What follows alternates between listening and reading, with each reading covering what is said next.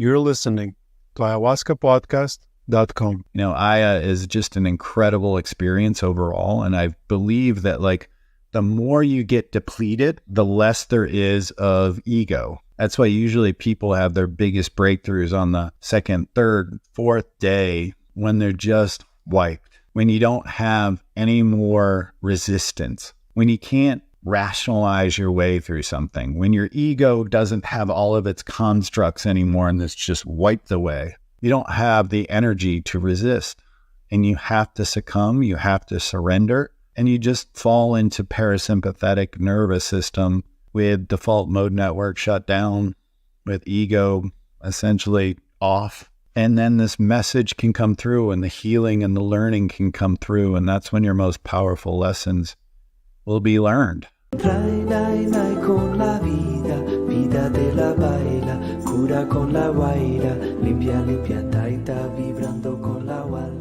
This episode is sponsored by La Huayra Ayahuasca Retreat.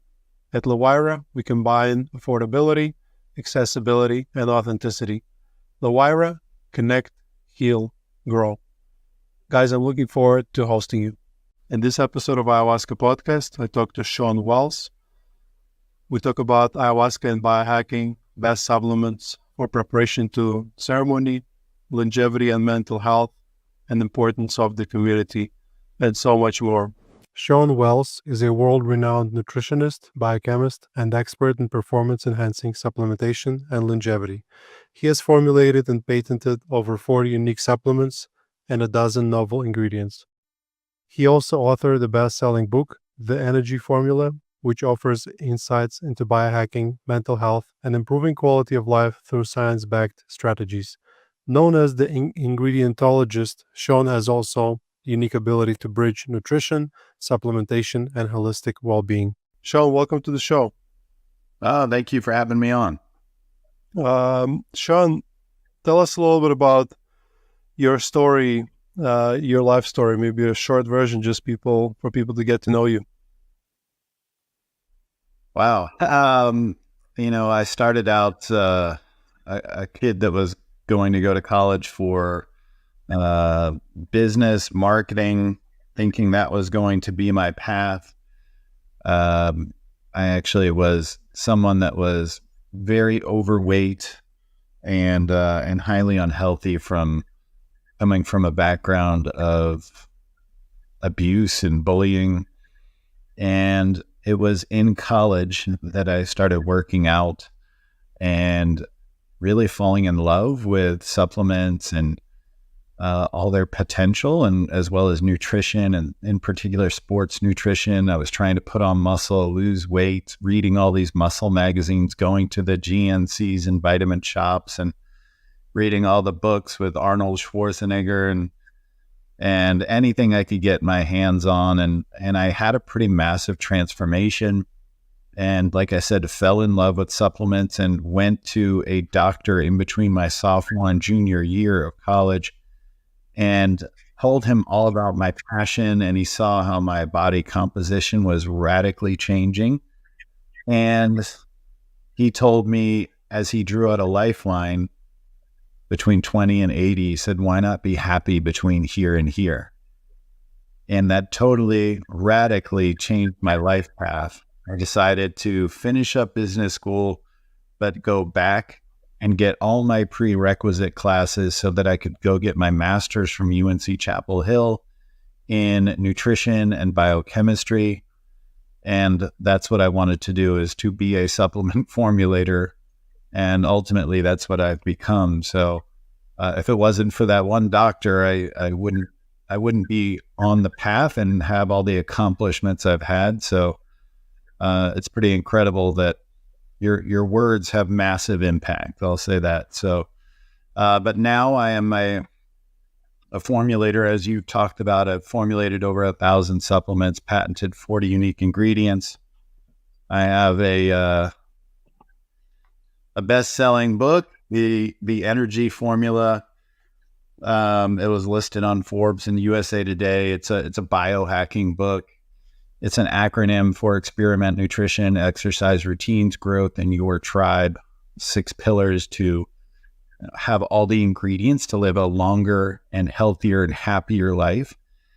And I also formulate supplements for many, many companies in the industry. I have a company called Zone Halo. I'm chief science officer for a company based out of China where we come up with unique ingredients called NNB Nutrition. And then I have a group of scientists that I work with from all over the world where we dream up ingredients, and that's called ingenious ingredients.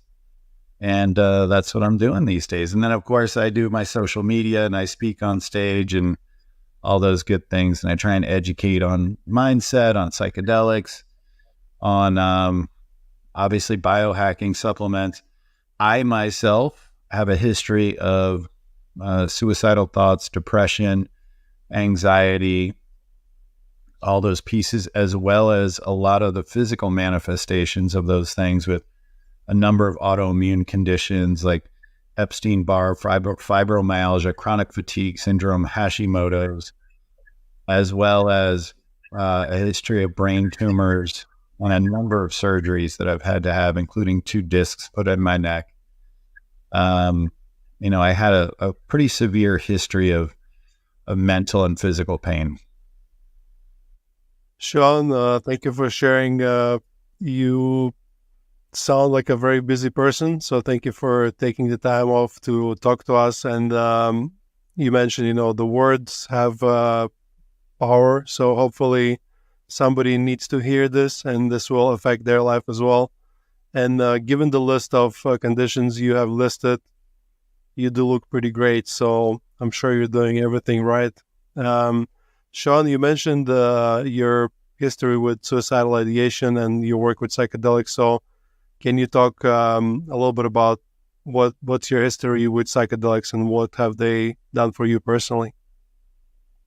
Yeah, that's a great question. I think most of my life, I had an impression of psychedelics that they were drugs, and those were for druggies, and those were for people that were trying to escape reality and really just had bad consequences from all the things that I had been hearing.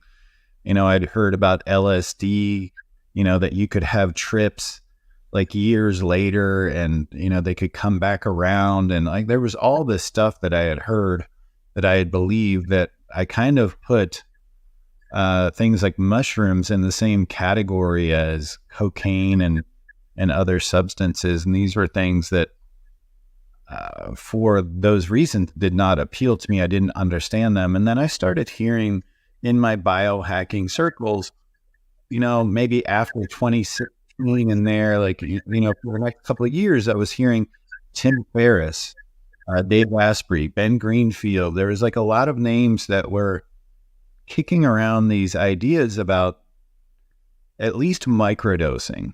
And that started opening my thoughts to some of these substances, as they seem to be gaining cognitive function. They seem to be gaining more insights, reducing anxiety, improving performance. So I was becoming open to the idea because of biohacking, because of improving performance. Little did I know, like, this is what I truly needed for a lot more than that.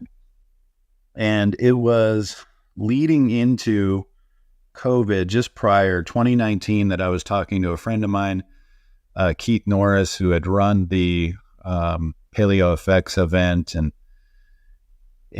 he was telling me about psilocybin and said that I had to do an experience sometime. And he also had done many ayahuasca experiences and told me that was powerful as well. And there was an experience coming up with a number of celebrities in the biohacking space and friends of his, people that you'd, probably about 20 people at this event, every which person you'd probably know right off the top of your head. And I wanted to go. I wanted to, if Keith was doing it, I wanted to try it. But at this time, I was driving myself into a very unsuccessful marriage. I wanted to be separated, be divorced. get out of it. I was working 80 to 100 hours a week. I was overwhelmed. You could argue that I was probably close to suicide one way or another, either directly doing it or indirectly doing it through work. And I decided to take this journey New Year's Eve going into 2020, just prior to the pandemic. And again, I was at this event and there was, 20 some other people there, all very famous. And normally I would walk into a room and I would tell everyone why I'm important, why you should like me, why I'm of value, because until that point, I believed that love was fleeting, love was conditional, that my worth was tied up into what I do, that I had no value as a human being, only as a human doing. But actually going into this event, I felt so scared of all these other people that I decided to really lay low. And meanwhile, I took probably the equivalent of about 5.5 grams of mushrooms that night. So a hero's dose, if you will. And all these people that were obviously not taking that much, came in and out of my circle. I was kind of laying in the cuddle puddle, and people like a time lapse in a movie were just coming in and out of my circle, and like asking me if I needed anything, laying by me, caressing me, making sure I had food or something to drink, helping me to the bathroom, just sitting with me, holding space for me. And the whole time I was thinking, why? Why would someone do this if they don't know the value I bring and I'm essentially no one to them? That's all I kept thinking until it finally hit me that I deserve love. I can have love. I can be loved.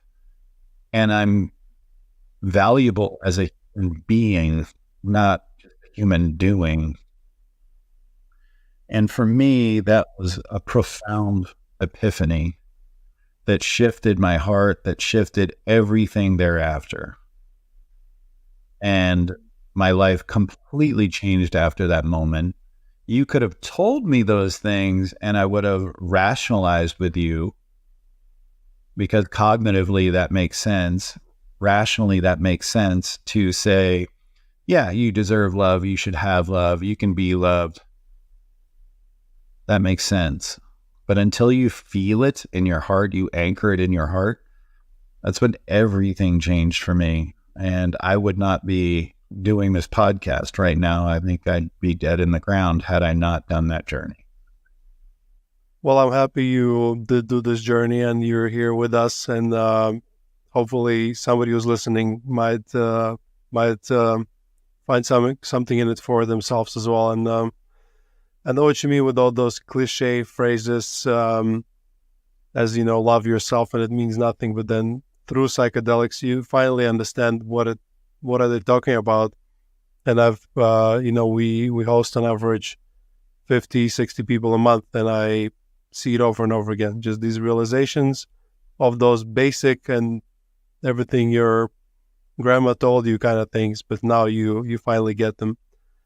So thank you for sharing your mushroom experience. I'm a big fan of mushrooms myself. I know you've also worked with ayahuasca, so could you please share about your ayahuasca experience, and also how did you prepare to that experience from the point of view of supplements? Because you are the ingredientologist, you are the supplement. If you don't know, nobody else would know. So what? Yeah. So again, great question. On my ayahuasca experience, my facilitators that had done the experience with me on psilocybin were the ones that set up the experience in Peru. We went to a maloca there, and it was a beautiful place in the mountains. Man, We were with the Huni Kuin tribe, who they were friends with. They did not facilitate this experience. They definitely left that to the indigenous people of the Amazon that they felt were rightly meant to conduct this. And it was beautiful because it was a mother who was the head of her tribe, as well as her 3 children that were between the ages of 16 and 24, 2 boys and a daughter.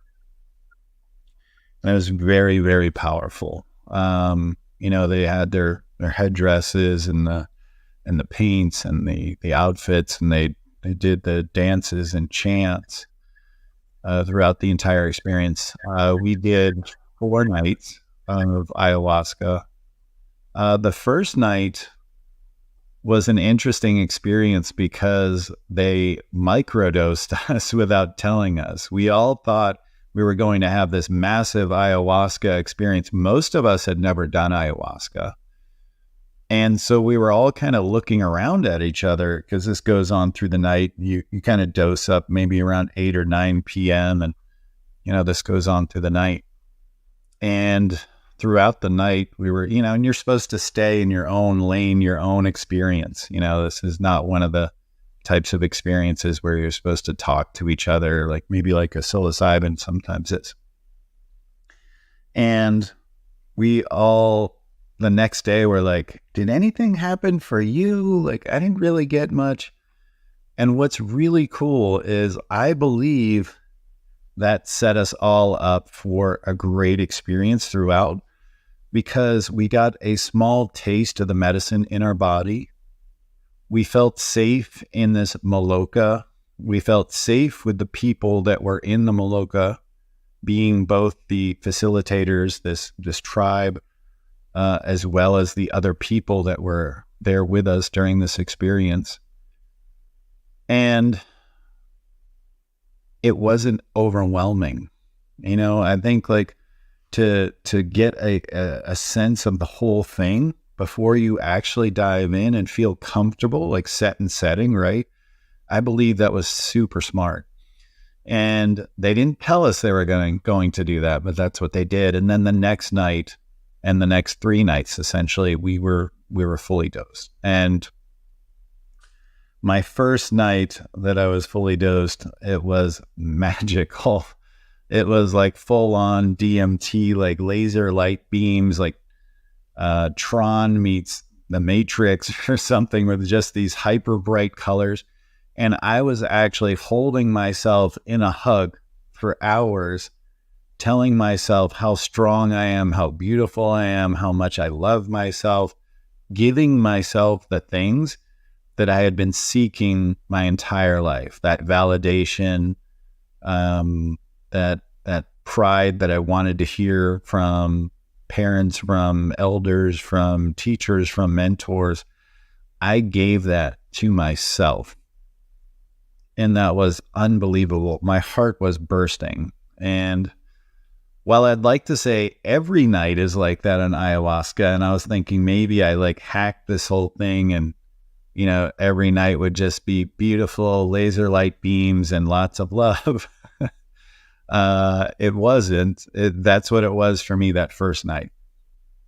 The second night was a little bit more difficult, and there was some grind in there. There was some uncomfortability in there. And, that's what this medicine does. It kind of gives you what you need, and in all the ways. Like, I needed to love myself, hug myself, give myself that validation and that pride that I never felt like I got externally. So that was powerful. But for me to struggle and grind, and the message that was coming through was I was seeing like this imagery that was like uncomfortable and kind of gross almost for hours. It reminded me of like a 9 Inch Nails video or something. It was just uncomfortable. And it finally came through. The message finally came through. If you don't like what you're seeing, turn the channel. Like, you have control. Like, how often have you not used your voice, not used your feet. If you don't like it, speak up. If you don't like it, leave. If you don't like it, turn the channel. If you don't like it, go do something else. Don't sit there with it in something that you don't like. And most of my life, I had sat with things that I don't like, or been in places I didn't want to be, or around people I didn't truly love. And that was a powerful message I needed as well. So, Aya is just an incredible experience overall. And I believe that the more you get depleted, the less there is of ego, and default mode network is truly shut down, turned off, the more exhausted you are. That's why usually people have their biggest breakthroughs on the second, third, fourth day, when they're just wiped, when you don't have any more resistance, when you can't rationalize your way through something, when your ego doesn't have all of its constructs anymore and it's just wiped away. You don't have the energy to resist, and you have to succumb, you have to surrender, and you just fall into parasympathetic nervous system with default mode network shut down, with ego essentially off. And then this message can come through, and the healing and the learning can come through. And that's when your most powerful lessons will be learned, when you're in that state. And it's no different than, I've done Dr. Joe Dispenza when they do the pineal gland meditation, like they wake you up at, 2:30 a.m. and you do this 3 a.m. Meditation, same reason. Tony Robbins will make you go till 1 a.m. and then wake you back up for a 5 a.m. thing. And all of it's the same reason. It's so that you don't have the resistance. You don't have the constructs. When you're tired, when you're wiped, that's when you can get reprogrammed. That's when you can make your biggest changes. So that's done for a reason. And yeah, lack of sleep in itself can be psychedelic. Yeah. It's interesting. You described something very similar to what we do here at La Huayra, which is the ayahuasca retreat I run with my wife, and we give people first 24 hours without ayahuasca, just to get to know each other, get comfortable, just so they can let go of that ego. And then 1 week is normally 4 ceremonies, and the lids start to pop off second or third night as they get worn down, and also kind of simultaneously as they get more comfortable with the space. There's definitely a process to it. Like, a lot of people want to come and just do one ayahuasca ceremony, and so it's not the same. You need that process. But then when you've been through it, then you can come back for less, and the connection sort of have already been established. So what supplementation and what preparation did you do personally before attending ayahuasca retreat, and what would you recommend to people? Because many people ask us about supplements, and honestly, it's just really hard to find good information from somebody who really understands the biochemistry of it all. Yeah, and that goes back to this idea of, I know you wanted to touch on this too, is like the dieta, which is diet, but it means more than that. It really means everything that you are consuming. And that can be not only what you're consuming fluid and food-wise, but what you're consuming through your ears, through your eyes, through your nose, through your brain. Like, what are you consuming? And how are you preparing yourself? When I went into this experience, I did none of that. I really didn't change anything. I can say with my research, though, one of the parts that I believe is the most profound is the idea of doing fasting. And I believe that fasting prior to a psychedelic experience has a real purpose beyond just not consuming things and kind of clearing or cleaning your body. All that makes sense. But what we know is that fasting will increase ketones, endogenous, meaning in the body levels of ketones. ketones are a fuel for the brain. They're also neuroprotectant. They're also anti-inflammatory to the brain. And so what we see brain energy improve because it has a secondary fuel besides glucose. We see the inflammation in the brain go down, especially in areas that may have had traumatic brain injury, concussions, insults from prior physical or mental damage. And then we also see neuroplasticity enhanced via ketones. So I believe like this idea of doing fasting for thousands of years prior to a big psychedelic experience had an important role in actually protecting and healing the brain and having synergy with the psychedelics themselves. And I believe that ketones is actually one of the big scientific reasons for that. Yeah, thank you for sharing that. And what about coffee? For example, many dietas recommend quitting coffee, caffeine. I know you know a lot about caffeine, so talk to us about that and maybe mention a little bit about what is paraxanthine. Yeah, so that's great. Great lead in there. So caffeine, about 2/3 of the population or so, is a slow metabolizer of caffeine, meaning that CYP1A2 gene, the cytochrome P450 pathway with the liver that involves metabolizing caffeine, we metabolize it poorly. And I am one of those people, and I get more side effects than benefits from caffeine. Caffeine in your body converts to 3 different things once you consume it.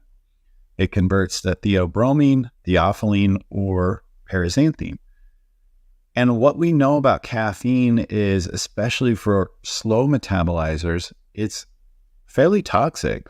It actually has a lot of these side effects. And when you break apart fast and slow metabolizers, this is why we see in studies with caffeine, some people say, oh, like you live longer when you consume caffeine.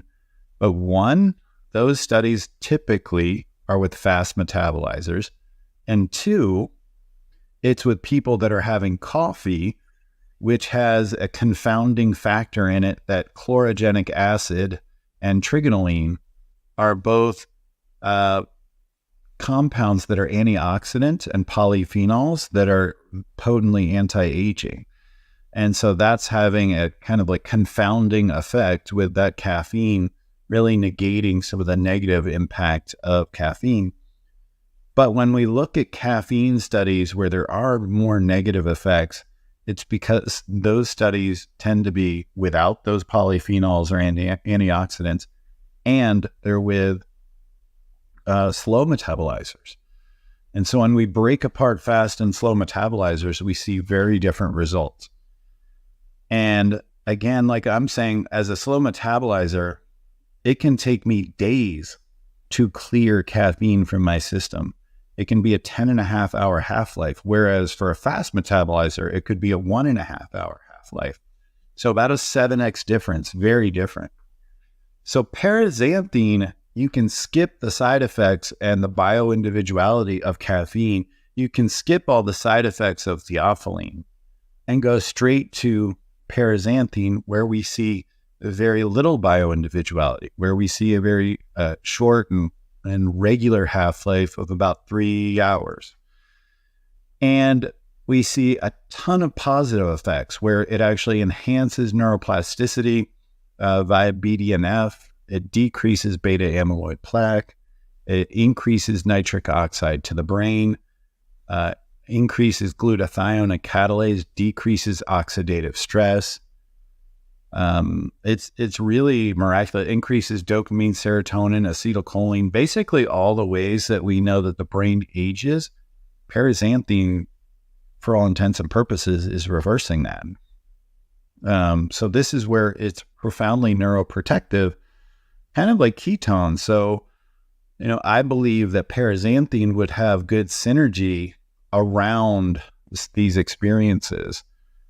Certainly, maybe on the other end, when you're feeling low, depleted, it might be smart to enhance blood flow, enhance neuroplasticity, enhance these neurotransmitters being repleted, enhance the reduction in oxidative stress via glutathione and catalase, and so that you're like bringing the brain back online after an experience. So how does one consume paraxanthine? Is there any products available or not yet? Yeah, there's several on Amazon or on Vitamin Shop or GNC or any places that you might go. There's pre-workouts. There's capsules that are just pure paraxanthine. There's nootropic products that have paraxanthine plus some other ingredients that I'd recommend. Things like alpha GPC, which is great for acetylcholine repletion and really helping the health of your brain lipids, the phospholipids that make up the majority of the brain. Tyrosine is going to help replete dopamine and bring that back online. So I'm a big fan of that. Huperzine A is going to help with the repletion of acetylcholine because it prevents its breakdown. This is kind of like, I like taking Kana post psychedelic experience because it's a natural SSRI and it's going to help bring serotonin back online in a very similar way because it's preventing the breakdown of serotonin by blocking it at the receptor. So, essentially a natural SSRI. So if you were to do like 5-HTP, things like saffron, and where to take Kana, like that could help with serotonin. And things like acetyl L-carnitine, huperzine A, paraxanthine, alpha GPC, those are all going to help with bringing acetylcholine back online. And then, like I said, with dopamine, paraxanthine, tyrosine, L-dopa, those would be great. And then things that are going to enhance neuroplasticity are going to be excellent as well, because you want to keep your brain in a neuroplastic state as you're trying to make changes. Like one of the reasons, well, two reasons, maybe three reasons that are really important with a psychedelic experience and you making change. One is you being in a parasympathetic nervous system state when typically you're more in a vigilant sympathetic nervous system state. So this is where I recommend taking things that are anxiolytic, meaning reducing anxiety, things that are adaptogenic, meaning helping your body be resilient. So these would be things on the anxiolytic side. It would be things like magnolia bark, which contains hanekiol, L-theanine, which you can find from green tea, which are relaxing. And then the adaptogens are going to be things like a number of the mushrooms, things like rhodiola and ashwagandha. And then on the side of neuroplasticity, which is my number 2 factor, that's important. Your brain is literally able to kind of rewrite itself because it's neuroplastic. It's in a state that we can make changes readily. When our neuroplasticity is low, when BDNF is low, brain-derived neurotrophic factor, we're in a state of low cognitive resilience. We stay in loops, and this is actually what's seen with depression. Depression, you have very low BDNF. People that are highly mentally resilient have very high BDNF. So what we're looking to do is maintain this high BDNF of our psychedelic experience by increasing our neuroplasticity. And one of the ways to do that would be some of these agents that increase that. So one of which I mentioned is paraxanthine. And then many of the polyphenols are helping with neuroplasticity. So things like resveratrol, pterostilbene, quercetin, chlorogenic acid, fisetin, apigenin. But one of my favorites that seems to have the most profound effect is something called 7,8-dihydroxyflavone. And this is one that you can't get that widely on the market. I know you can get it from Nootropics Depot, but it's not something that you can get widely on the market as of now. It's pretty new. And then lastly, so keeping your body in parasympathetic post-journey, keeping neuroplasticity up, and then again, repletion of those neurotransmitters is going to be important. And so that's what I was mentioning with the acetylcholine, the dopamine, the serotonin, bringing those back online, because when we're in a psychedelic space, all of those are elevated. All the neurotransmitters come up. And depression, by the way, the whole serotonin theory has been disproven and is highly flawed in 2 meta-analyses. And I believe it was 2017 and 2022. There was 2 very conclusive meta-analyses that showed that they potentially have more harm than good and very little benefit. And that's because the serotonin theory of depression is very flawed. When we look at depression, all the neurotransmitters are turned down. And again, neuroplasticity is turned down. And this would make sense because our body, our physiology wants us to feel less when we're traumatized. It wants us to not see colors as bright, not to have as many things come in, not to have as much change coming in, not to sense things on as deep of a level. You basically become numb. And that's done for a reason, to protect you. Now, long term, that is not very protective. Short term, it is. It may give you time to deal with some of these things, especially if that trauma is ongoing. And for many people, that trauma is ongoing. And they need to leave that trauma. That's one of the problems with doing a journey, is some people go right back to the trauma. And that's a really bad situation. And that's where a facilitator is important, and you having safety in your life is important, not just where you're being facilitated, but where you're going back to post-facilitation. That's really important as well. So those are all important. Bringing those neurotransmitters back online, keeping yourself neuroplastic, and then reducing anxiety and staying in a parasympathetic state. That's going to allow for your nervous system to make changes. You're going to be more able to have that effect on the ego and constructs, like keeping that lowered versus like where you typically are when you were more in sympathetic nervous system. You're not going to readily make changes. Thank you. That's all great explanation. One last question about the paraxanthine, because it seems interesting to me. I kind of suspect I'm the bad metabolizer, but as we record, I'm here in Colombia, right in the middle of the coffee area. I can see from my window a coffee farm. So I think coffee is this psychological thing as well. It's this hot brew you have in the morning, you hold in your hand. So is there a way to maybe I'm giving you a product idea, make some decaf coffee with some paraxanthine in it, so it's kind of would mimic. Does it already exist? Yeah, there's a product called Rare Bird. Yeah, no, it's called Rare Bird, and you can get it, I believe, on Amazon as well. That does have paraxanthine. But what I do is, it's actually kind of a low level of paraxanthine. It's only 60 milligrams a cup, and I prefer about 200 to 300 milligrams.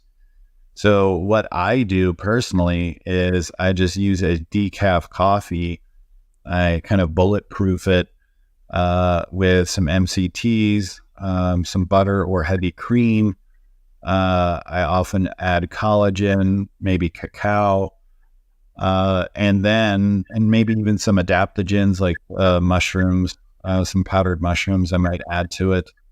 I know that's a lot in your coffee, but then I might just have, a capsule of paraxanthine with it, instead of trying to worry about, having the paraxanthine in the coffee. Interesting. Speaking of coffee, you mentioned anti-aging effects of it, and just I know you talk a lot about longevity. and you mentioned biohacking as well. Interestingly enough, I was learning about psychedelics through biohacking podcasts as well, like Dave Asprey, and then I was listening to Tim Ferriss and all those people you mentioned. So it's a kind of, let's say, a very ancient form of biohacking. But a lot of time I see biohackers or people that focus on longevity. They, what's the name of this guy? He's like really pale and tries to live to 300 years old. Brian Johnson. Yeah, Brian Johnson. He's he has this perfect structure of this is the supplement I take after this and this and that. But in reality, I think it's pretty stressful for you to be so controlling of your life. And it's like, what in your opinion is the role of mental health in biohacking and longevity? This is a great point, and one that I've brought up very often in my book. Again, the energy formula. I talk about the blue zones, and there's people there that are living easily past 100, super centenarians, that are smoking, that are having wine, that are not doing any peptides, that are not doing any injections, that are not doing any, PRP and stem cells and IV fluids and whatever. They're not doing any of this stuff. They're not doing any of the supplements I'm doing. They're having good companionship, deep friendships, deep family relationships. They have purpose in their life. They slow down. They prepare their own food, and that food is very healthy. They have 3 to 4 hour dinners at night. When they drink their wine, and this is one of the reasons that I think alcohol is very confounding too, is Americans drink alcohol to get drunk, and we're out at bars and there's loud music and they're screaming and, all these things. Whereas when I was in Sardinia, Italy, one of the blue zones, they're drinking wine. They're having a glass of wine over 3 hours, enjoyed with a nice meal and good friends. And they're relaxing, and life is slowing down, and they're grateful for their lives. So that's called psychosomatic anchors around alcohol. Now, every time they taste that red wine, they're going to think about slowing down, about being nurtured, about friendship. When we're drinking alcohol in America, we're thinking about anxiety and hooking up. And am I safe? Am I going to puke? How much money does this cost? How do I get back home? Can I drive? It's a very different thing with alcohol. But, going back to the point you're making with Brian Johnson, I think there's a lot of glitz and glamour around the magic pill, the magic shot, the magic whatever, this kind of whatever the biohacker device is.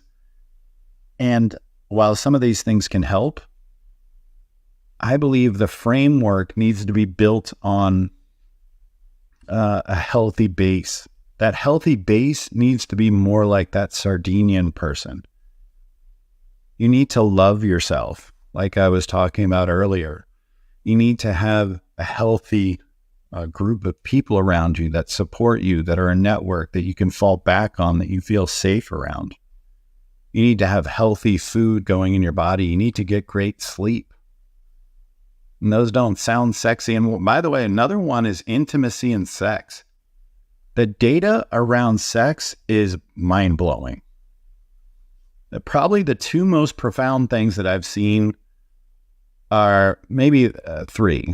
Intimacy, you could argue, is like friendships or relationships. But having sex with a committed partner, incredible in terms of the immune system, longevity, health span, risk of diseases, depression. You go like across the board. These numbers are massive difference if you're having sex a few times a week with a committed partner. If you have these deeper relationships and friendships around you, massive.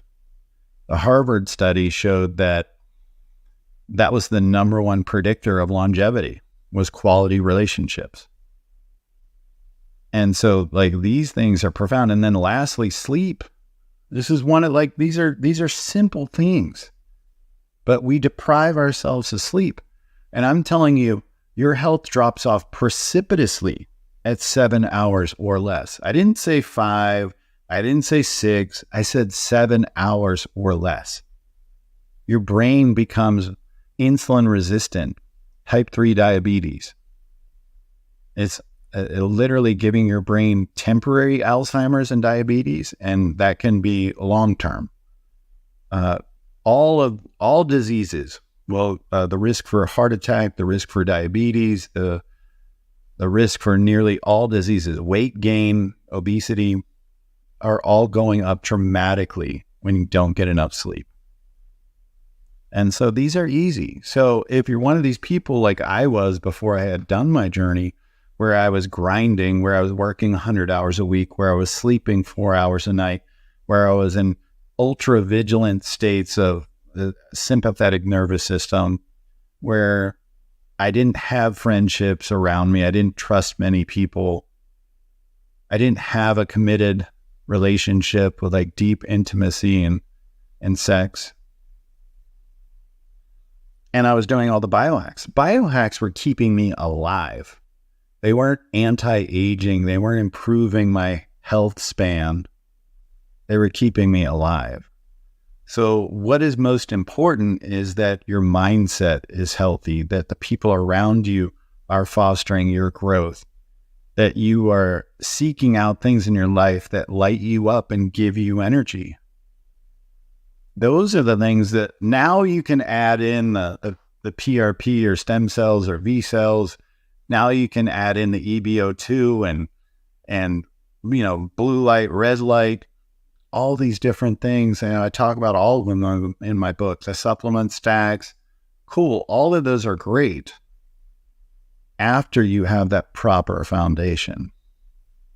Here's what I'm hearing. Have a glass of wine with your wife and then have sex and then go to sleep and don't wake up for at least 8 hours. That's what you should all guys do that are listening. You mentioned companionship, right? The importance of it in blue zones. And what we see here at the retreat is how deprived people are from company. Like as a society, you said the way we're drinking alcohol is kind of wrong. And also, I think the way we have our relationships, we're sort of missing that aspect of tribe. And a lot of time, as I like to say, half of the healing comes from ayahuasca, another half comes from the group dynamic. When people start sharing openly in the word circles, we kind of create that culture here at the retreat. Then they start opening up and being vulnerable, and then obviously ayahuasca, and they go through this experience together, and they start connecting. It's amazing. Like people form friendships for many years sometimes. So it's we're missing it so much. What do you think about that? Oh, there's no deeper bonds that I've seen than the people I've done journeys with. I mean, here's the thing: like you can have people that you've known your entire life that don't know you on the level that someone may learn you across a few days in a journey situation, where you've made yourself truly vulnerable, like raw, seen, where your shadow is present, stuff that you haven't let anyone see, even in your own family, even in your closest relationships, even your husband or your wife, your kids, your mother, your father, your brothers, your sisters have not seen this part of you. And so when you witness others going through this transformation, being that vulnerable, being that raw, there's nowhere else but for you to lean in as well and to love. Because when you witness others being that raw and that vulnerable and desiring change, now it's possible for you. This goes back to the idea of Roger Bannister in the 4 Minute Mile. It was thought to be impossible. And then when he broke it, tons of people broke it. Because now what was impossible is possible. When you witness others It's now possible in your brain. And the second it's possible, everything changes. Thank you, Shawn. Those are beautiful words. On that note, let's wrap it up. So tell us again, please, maybe any last comments, and then where can people find you and your work? Yeah, I mean, last comments are, we're going back to my book and this idea, like the energy formula. Seek things that give you energy, that light you up. If I was to tell you right now, like the easiest advice is make a list of the things, the music, the movies, the friends, the hobbies, the jobs, the places that give you energy, and then make a list of the things that take that energy away. And start seeking out and enriching your life with the things that give you energy. It sounds so simple, but I guarantee 99.9% of people listening right now have not done that list. And I guarantee there's a lot of stuff in your life that you're seeking out right now that's someone else's energy and not yours. So that is an important step, I believe, into gaining freedom and to gaining happiness. And lastly, where to find me is ShawnWells.com, ShawnWells. My book is at energyformula.com. You can find me on social media at Shawn Wells, ShawnWells. I have a lot of free information on supplements, mindset, psychedelics, nutrition, biohacking, all that good stuff. So yeah, thank you for having me on. Thank you, Shawn. It was a pleasure. Guys, you're listening to Ayahuasca Podcast. As always, we do the host, Sam Believ, and I will see you in the next episode. I hope you enjoyed this episode. If you'd like to support us and psychedelic renaissance at large, please follow us and leave us a like wherever it is you're listening. Share this episode with someone who will benefit from this information. Nothing in this podcast is intended as medical advice, and it is for educational and entertainment purposes only. This episode is sponsored by La Huayra Ayahuasca Retreat. At La Huayra, we combine affordability, accessibility, and authenticity. La Huayra, connect, heal, grow. Guys, I'm looking forward to hosting you. Vida de la baila, cura con la guaira, limpia, limpia, taita, vibrando con